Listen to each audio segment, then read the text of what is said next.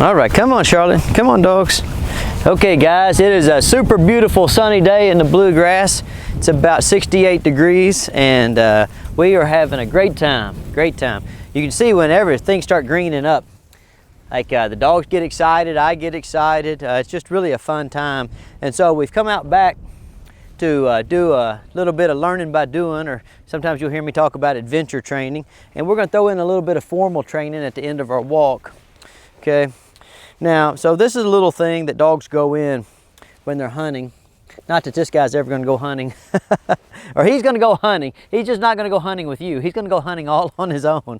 But this guy here might go hunting. And so they kind of got to get used to laying down in these little blinds like this. So we're going to work on that. Okay. And we're going to work a little bit on kind of moving towards this cone, which is kind of cool. But the first thing we're going to do is we're just going to take a walk, okay? And as we walk, we're going to explore. And the main points of our exploration today is to get the dogs used to a lot of different sights and sounds and smells and textural differences. And I think we're looking for unicorns, aren't we, Charlotte? Okay, all right. So we're going to look for unicorns, and we're going to socialize dogs to this environment. And that'd be pretty fun. So now as I'm walking around out here, like all I'm going to do is every so often I'm going to call the dogs to make sure they stay in range, you know. And we're going to walk around and we're going to let them learn stuff. And you know, guys, I'm big on learning stuff. Like this is the kind of lessons. So we got, my dog out here today, and we got a little new dog. Come here, Hannah. So this is Hannah's first time out here. First time out back. Oh my gosh. And so Hannah's going to have a lot of fun today. She's going to do a lot of fun stuff and get to go on a big expedition from her point of view. Okay, but let's be honest, there's some unfun things out here too. Look at this. This is sharp. Hey Charlotte, come over here and look at this. You see this?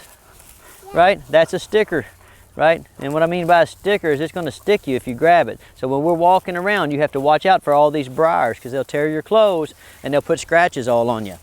So my daughter, who's 6 years old, I'm sure at some point during the day is going to get a sticker in her, you know, right? Because look what she wants to do. You see what my daughter's doing here? She's picking up sticks.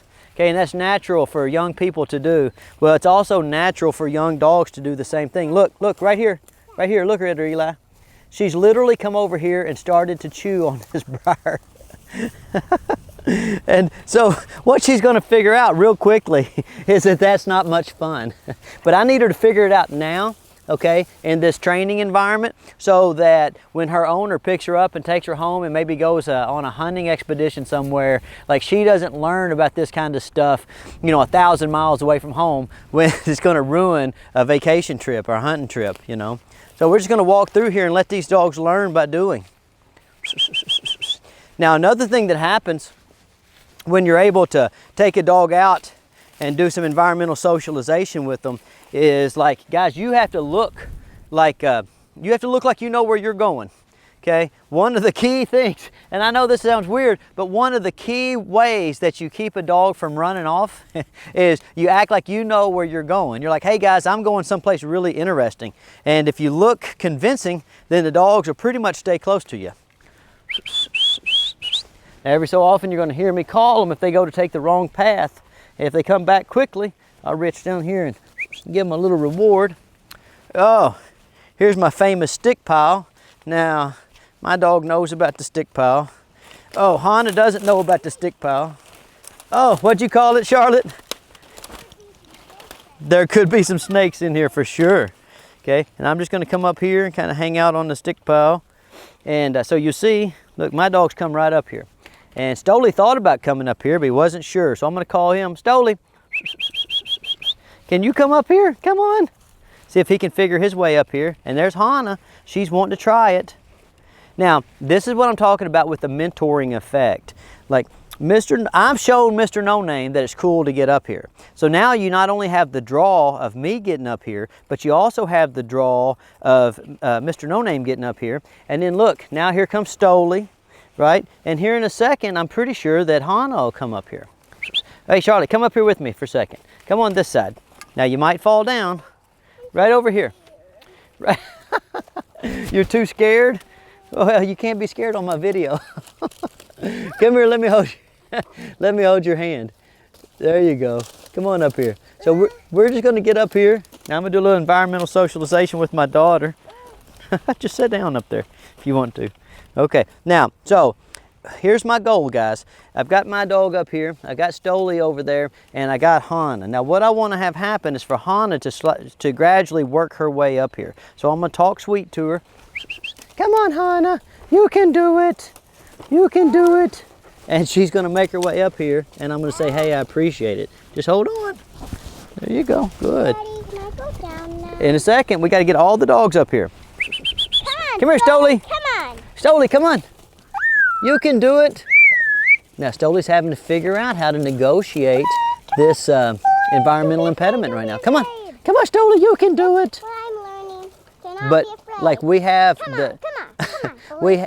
we have the power of the group here. And look at Stonnie. Like he just can't decide whether it's a good idea to get up here or not. Sit down right there, Charlotte.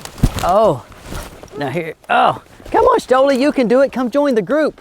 And so we're putting peer pressure on Stonnie right now. And we'll see if it works. Oh, come here, Stonnie, you can do it. Look at Stonnie. Now this is typical for a terrier, kinda. He says, I'll just go off and do my own thing. Stonnie, come. Come on, you can do it. So I'm gonna have to be a little bit more like insistent. Come on, Stonnie, come on, you can do it. Good boy, Stonnie. You can do it, come on. Very nice. Oh, you're almost up here. Come on, buddy, come here, come here, come here. And you can see he just doesn't know if he can get up here or not. He's like, guys, I like you. I don't know that I like you that much. Come on, Stonnie, come on, come on, come on. Come on, Stonnie. Come on, Stonnie. Come on, you can do it. Come on, come on. Come on, come on.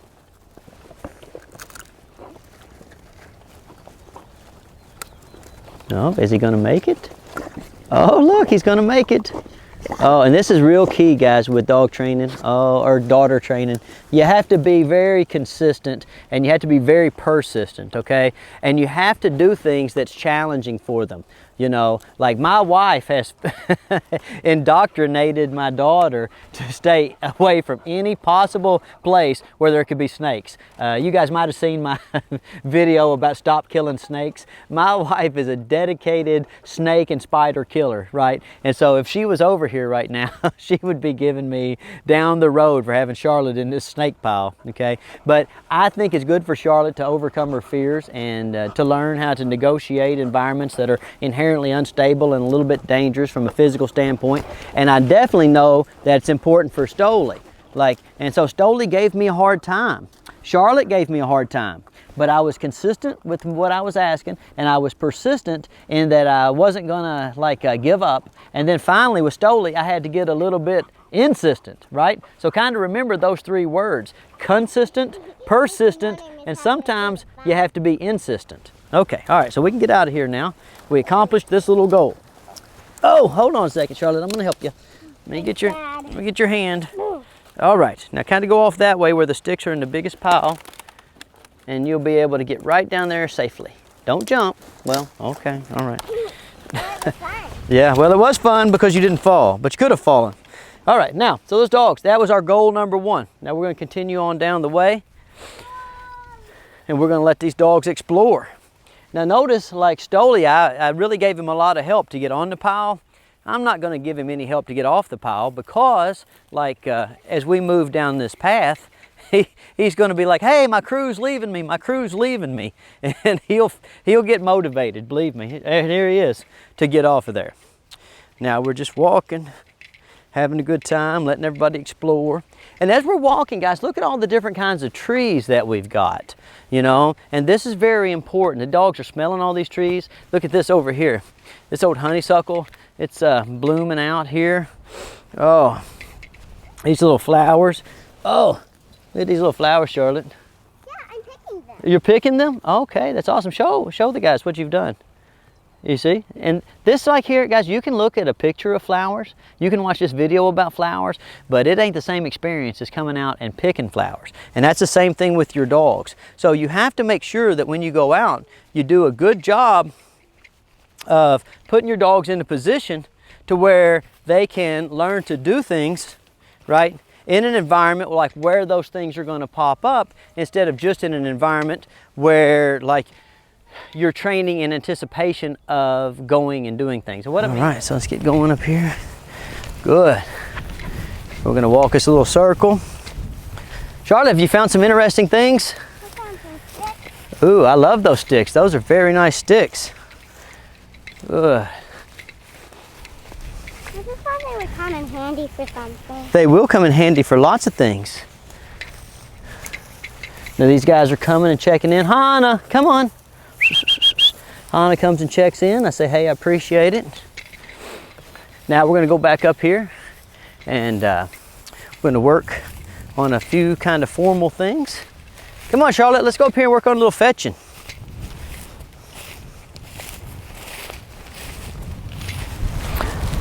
All right, so let's knock out a little bit of vocabulary work and see if we can't do it with speed and precision. Come. Very nice. I want him to sit straight in front of me. Now I want him to move into the heel position. Heel. Bring him up here right beside me. Good. Now I want him to lay down. Down. Good. And I want him to sit. Very nice. So let's go over that one more time. Look, I'm going to take a step forward. I'm going to bring him back into this position. I appreciate it. Okay. Take my stick out of play. Heel. Bring him round back and up to the side. Appreciate it. Down. I appreciate it. Take my stick out of play. Sit. Bring my stick back into play. I appreciate it. All right, so I'm going to show you one more time. I'm going to move up and I'm going to say, come. And get him to sit right in front of me. What I'm looking for here is him to sit nice and straight right in front of me. Then I'm going to tell him to heel. I'm going to bring my stick into play. Bring him right up here to my side. I appreciate it.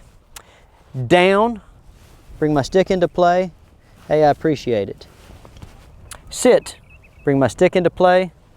I appreciate it. That's fun, isn't it? Okay, I'll do it one more time for you. And come. Appreciate it. Heel. I appreciate it. Down.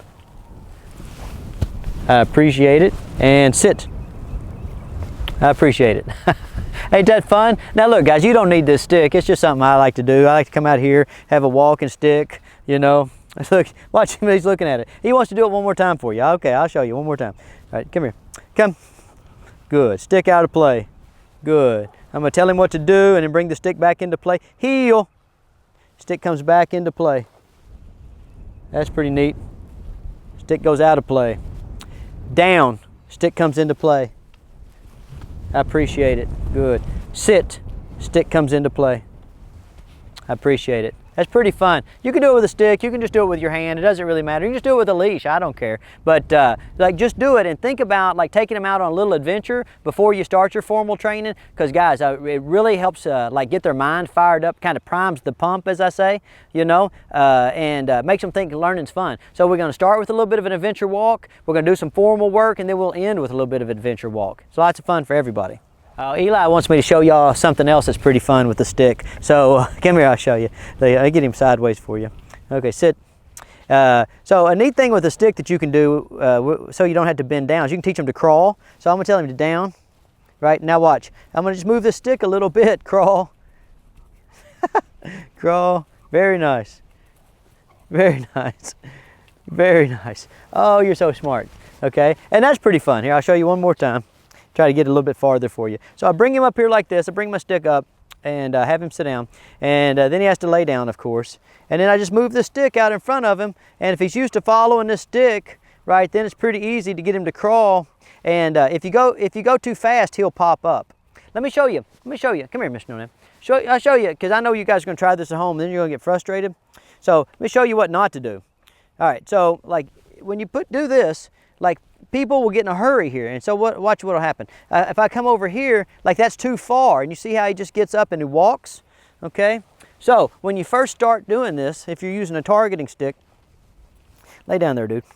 Then you just got to go and remember what I'm always talking about? Break everything up in bite-sized pieces. So instead of trying to get him to crawl that far, think about that far as being a whole bunch of that fars tied together, okay? So let's get him over here. Lay down there, dude. Lay down there. Okay, so I'll get him to crawl this far. Crawl. Oh, Mr. No Name. And appreciate it. And then this far.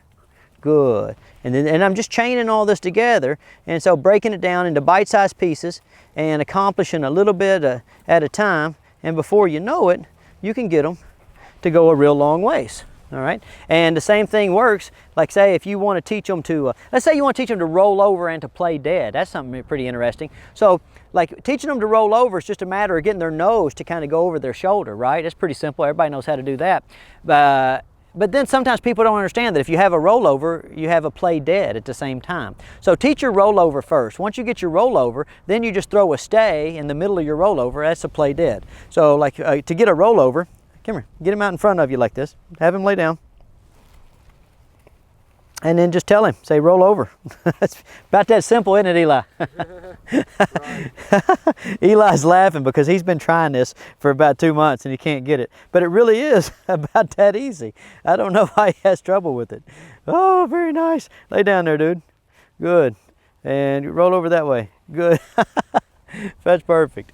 Okay, now, so the only other two things I'm working on as far as that's moving in the direction of being real formal today is kind of going that way and going that way. And so on the going that way side, I've set up his little dog blind, so I'm going to kind of kill two birds with one stone, like, hey, go that way and get in your dog blind. And on the other side, I've set up a cone, which is, hey, go that way and touch that cone, right? So that's about all we've got extra to add here. And I'm going to make kind of a sweeping motion over here to this cone, and what I want him to do is come over here and touch that cone. Hey, I appreciate it.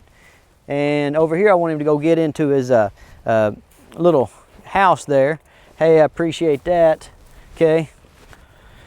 And try not to drop food, especially if you're out here working in the grass, because you see what I've done. I've just cost myself some time because I dropped a piece of food down there. Now, so what I'm going to do is I'm going to come over here and I'll give him a piece, pretend I picked that up out of the grass so he'll quit sniffing. Mr. No Name, go over here. Touch that cone, dude. I appreciate it. Very nice. Get in your house. Very nice. Appreciate that. Okay. Touch that cone. Good boy. You're so smart. Get in that house.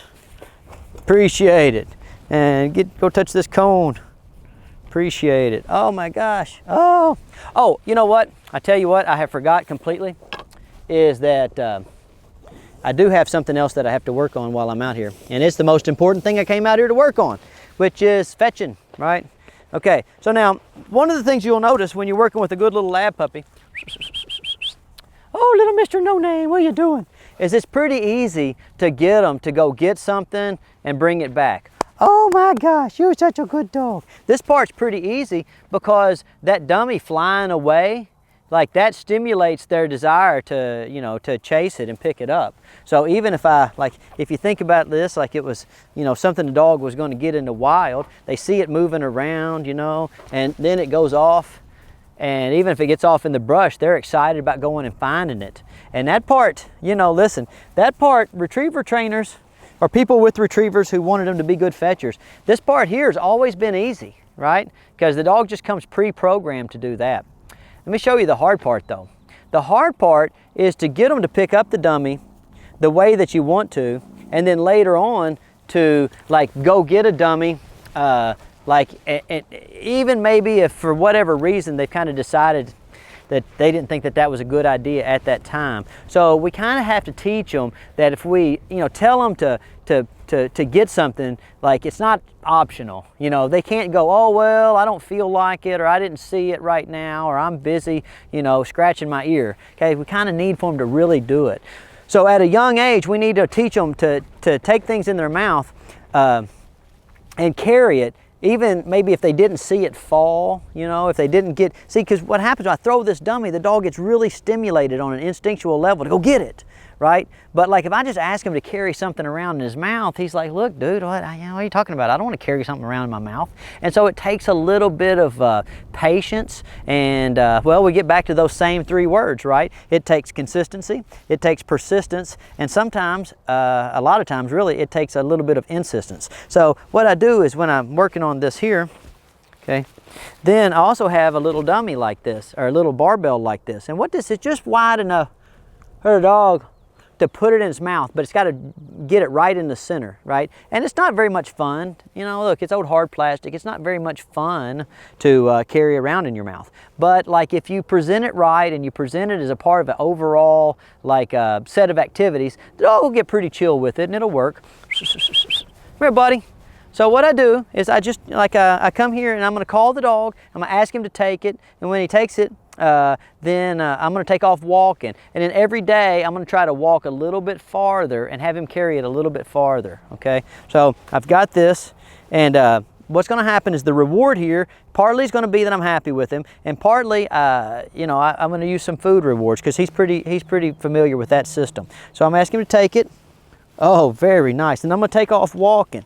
If you take off walking, very nice. The odds of him holding it are a lot higher than if you just sit there and like try to have him hold it in one static position. Take it, good. So I take off walking. He's carrying it real well. I appreciate it. That's called, like we use that, we call that a trade up strategy. Take it, very nice. Good. And you can do it going backwards. Good. Here, take it. Good. Oh, you're such a smart dog. Good. And bring him over here in this position. Take it. Very nice. And when you're doing this, guys, if you give them a treat, make sure you give them time to eat. Very nice. Good. Take it. Oh my gosh, you're a very nice dog. You're very smart. Good. And when I say, guys, you got to break this up into bite-sized pieces. I mean, you got to remember when I was doing this the other day, maybe a month or two ago, I had the dogs out in the fetching pen and I was using the clicker and like just rewarding them for just even putting their mouth on the bumpers. Okay, same thing. Like when you start out with this, you just break it up, hold it out. Good, I appreciate that. Just that quick. Good, I appreciate that. Oh, now see, like he picked it up, so I dropped it, so he's got to pick it up. Pick that up, dude. Very nice. Okay, and so, you know, I'm just doing it. I'm doing this, and I reach right back down and take it. And then, over the course of time, like I'll give it to him, and I'll move back a couple of steps, say I appreciate it. And once he masters that, I'll move up 2 steps and say I appreciate it. And then I'll move up 3 steps. 1, 2, 3. Good. And then 1, 2, 3, 4. You know, and you get the idea. It's all pretty simple stuff, really, as long as you're super patient. Now, this style of training, I hear lots of people say it doesn't work, but mainly what they mean is it doesn't work given the constraints of their patience level, okay? So when you're doing this stuff, like remember, when you're watching YouTube, it's just as simple as clicking on the next video to see the progress. In real life, there's hundreds of repetitions in between the videos that you see. Even if it's like, say, a week, you know, I put up a video about every week or 10 days. Well, me and Eli train 30 dogs in that week, and we have, you know, untold thousands of interactions with those dogs, okay? So there's a lot going on, and we just are able to videotape a small part of it. You know, you're a regular person. You've got to go to work and try to get 5 or 10 minutes a day in after work, okay? So don't ever get frustrated. I'd say that's one of the most common emails that we get is, hey, Stonnie, this isn't working.